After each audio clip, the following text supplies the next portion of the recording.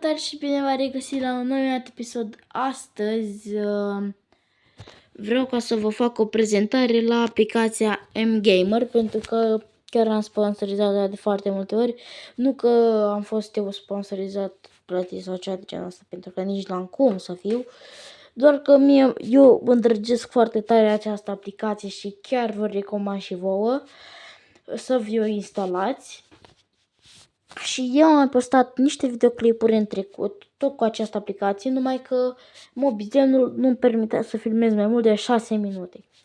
Și am zis, păi, astea nu sunt videoclipuri de 6 minute. Și mi-am luat altă aplicație, pe care vă recomand și vouă. Nu vă luați Mobizen. Mobizen, chiar dacă are o grămadă de beneficii, aplicația pe care eu am acum este mult mai bună. O să vi-o las în descriere și aplicația de pe care filmez eu, în caz de vreți să vă apucați de YouTube și nu aveți aplicație bună, adică să vă propună cineva sau nu știți ce aplicație alegeți, nu vă alegeți Mobizen. O să vă las un link în descriere de la această aplicație și sper că o să îndrăgiți și voi, mai ales și mGamer. Și da, aș vrea și eu, dacă doriți să-mi dați un subscribe, un share la prieteni, să dea și un subscribe și un like, chiar m-ar ajuta enorm. Targetul de like-uri la acest videoclip vreau să fie de 5 like-uri, pentru că chiar m-ar ajuta enorm și o să creștem ușor în like-uri și poate în subscriberi. Chiar ar fi un vis îndeplinit pentru mine și chiar aș posta mult mai des. Eu de obicei vinerea postez cel mai mult, pentru că atunci am și timp liber. Acum cu școala și mai multe chestii, eu fac orele după amiază și nu prea am timp de videoclipuri. Abia seara sau, nu știu, de dimineață, nu știu. Acum depinde când mai le și filmez sau așa mai departe. Și nu uitați cu un subscribe și pe la Zoro la canal, pentru că și pe la ajută enorm, niște subscribe-uri, niște like-uri, pentru că am filmat și eu cu el în videoclipul și na, uitați la aici la prieteni. Și na, este un prieten foarte bun cu mine. Și da, hai să nu mai lungim mult acest intro și hai să intrăm pe aplicația mGamer. Și cam aceasta este aplicația mGamer. Da, cam aceasta este aplicația mGamer pe care o sponsorizam eu așa, pentru că eu o îndrăgesc foarte tare, pentru că aceasta chiar este o aplicație de încredere. Și da, eu vă recomand ca să vă conectați cu Facebook-ul pe această aplicație în caz de se întâmplă ceva, să nu vă pierdeți contul de Google, un cont de Google, pentru că contul de Facebook nu prea aveți cum să-l pierdeți. Așa că hai să nu mai lungim și să începem cu prezentările acestei mirabolante aplicații. Prima oară vedem aici Playtime Games, App Task și Talk as Servers. Nu știu să citesc engleză normală. Da? Please wait. Aici așa. Și uitați, avem aici tot felul de joculețe interactive pe care vă puteți juca, primind tot felul de bănuți în totaluri. Dar dacă vreți să obțineți aceste totaluri de bănuți, trebuie ca să vă jucați aproape în continuu, nici chiar mai mult, 16 minute ca să faceți total. Trebuie să stați 16 minute pe un joculeț de genul acesta ca să faceți total de bănuți. Și da, ok, ieșim de aici și mergem și vedem aici că puteți primi bănuți gratis dacă stați în aplicație degeaba. Adică lași telefonul deschis undeva cu un autoclicker și tu te duci în altă cameră să faci trebăltezi, telefonul tău automat va sta pe aplicație, minutele vor trece și coinuzurile vor veni. 18 minute 6160, 17 minute 2310, 23 de minute 4865 de bănuți și 10 minute 595 de bănuți. Vă recomand ca stați prima oară 10 minute și după aia să evoluați, stați cât mai mult pe această aplicație, pentru că chiar vă ajută enorm dacă chiar nu v-ați băgat niciodată diamante sau bănuți în alte jocuri pe care le accesează aplicația aceasta. Așa, dăm aici pe game și la Jetbot te duci la niște turnee, într-un fel pariuri. Și uitați, eu acum o să pariez. Acum nu prea am tichete. Adică n-am. Eu nu m-am băgat aici de prea multe ori, dar este și aceasta o variantă foarte bună pentru a face bănuți pe această aplicație. Așa, Daily Bonus. După cum vedeți, eu la Daily Bonus am acolo un timer, pentru că eu mi-am luat deja recompensele, adică niște tichete, 2 tichete parcă, și aveți de desubt Video Task.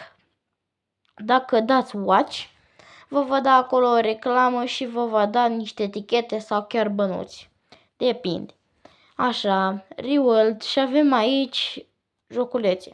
Dați pe Free Fire când aveți, desigur când aveți coinsurile și dați pe o din asta și eu am acum insuficient coins. O să vă arate că aveți bănuți, dați acolo și bănuții o să vă intre în maxim câteva zile sau ore sau nu știu, sau chiar minute sau secunde. Sau chiar pe loc o să vă intre. Adică aceasta este o aplicație de încredere, nu aveți de ce să vă speriați, nu vă luați schem, nu vă luați nimic, nu o să vă pierdeți contul.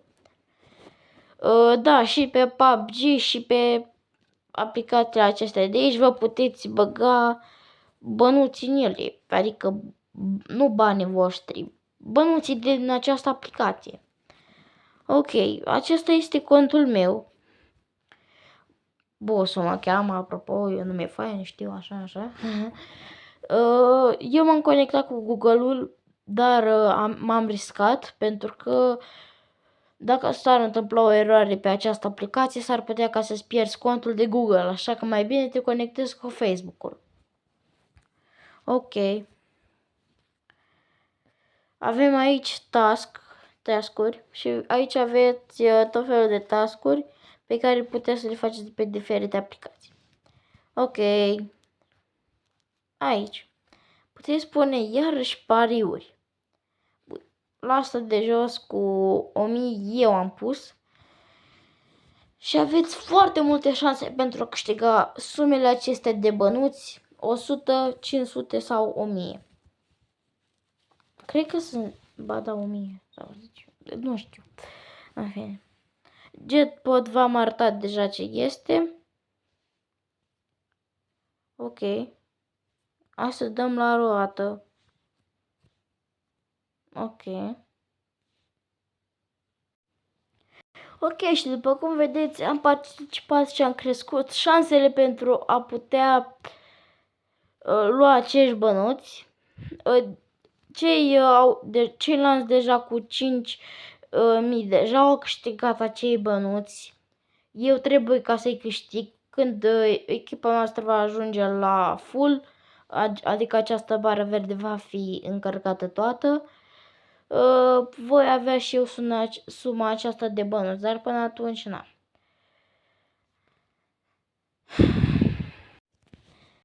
Și cam aceasta a fost și prezentarea aplicației M-Gamer. Eu sper că v-a plăcut acest videoclip. Nu uitați să dați acolo un subscribe, un like, pentru că m-ar sta enorm, și un share la prieteni să vadă și ei videoclipurile mele, că poate ar vrea să dea și ei acolo un like și un subscribe și poate un clopoțel mai trimit la niște prieteni. Și același lucru să-l faceți și la Zoro pe canal, pentru că și pe el ajuta la fel de mult cum m-ar ajuta pe mine. Pentru că, na, prietenii se ajută între ei. Deci, aplicația mGamer este una de încredere, nu vă păcălește, nu nimic și mai sunt 1600 de metode pentru a vă băga diamante gratis în Free Fire și pentru mai multe tutorialuri de genuri eu o să vă mai arăt niște tutorialuri la o sumă de like-uri. De exemplu, dacă doriți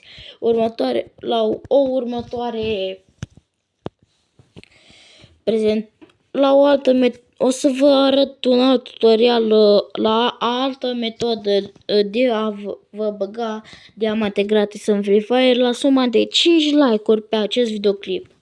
Și eu dacă văd că acolo că o să se strângă 5 like-uri la acest videoclip, vă promit eu că o să fac eu acest gest pentru a putea să aveți și voi diamante. Da. Și pe unele aplicații este mai diferit, pe unele aveți mai multe diamante de luat, unele mai puține, altele nelimitate, precum mGamer. Și da, cum v-am spus, mGamer este o aplicație chiar de încredere, vă recomand să o folosiți dacă vă conectați-vă cu contul dumneavoastră sau nu știu de ce am spus dumneavoastră, dar în fine, cu contul tău, să te conectezi cu contul tău de Facebook, pentru că chiar eu spun că ar fi mai bine și este și un promo code pe mGamer pe care cred că o să vi-l dau și pe acela într-un alt episod, pentru că na, acum nu prea mai am timp și în fine. Da, cum v-am spus, la suma de 5 like-uri o să fac un alt tutorial cu o altă metodă de a vă băga diamante gratis în Free Fire. Și da, eu sper ca să se strângă această sumă, pentru că ar fi cam cea mai mare care s-a strâns la mine pe canal. Și chiar aș vrea ca să mă motivați să mai fac content pe YouTube, pentru că nu știu dacă vă place și vouă, dar mie îmi place când vorbesc așa cu cineva, pentru că eu majoritatea timpului nu prea stau cu nimeni, adică sunt singur așa de fel. Și da, cam acesta a fost și videoclipul. Nu uitați cu un like, un subscribe și un clopoțel la mine și la Zoro, pentru că ne ajută enorm amândoi. Eu am fost Andrei Pro, vă pup pe data viitoare, pa, pa!